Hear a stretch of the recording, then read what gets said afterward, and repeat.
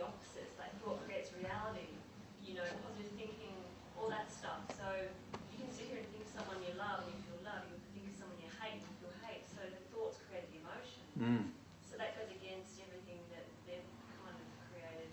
Exactly. So that's really, obviously you can have certain thoughts that create emotions, but only if those emotions already exist within you. So for example, if you have a thought of a person, and because of a previous interaction, or that person reminds you of a previous interaction, there might be a feeling of hatred associated with that person where you feel like you don't like them. Now that isn't your mind creating that. There's an emotion inside of yourself that because of you thinking about that person triggered this emotion, and that emotion then triggers an additional thought, I hate them. So everything is emotion-centric.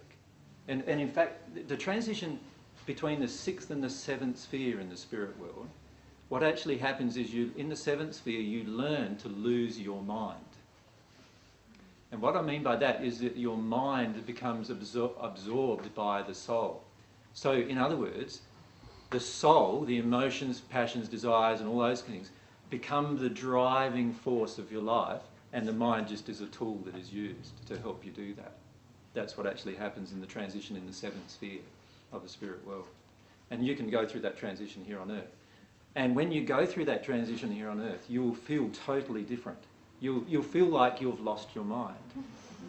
And you'll actually start feeling you'll feel every single thing that happens without thinking about it very much. Do you follow what I mean? So all New Age philosophy nowadays is saying, think more positive. But has it helped you? In the long run, maybe a bit, right? Hasn't it? But it hasn't changed lots of these passions and desires and feelings that are inside of your soul, right? And the reason why is because that's the true you. That's the bit that's driving these thoughts. That's why it's so hard to think positive.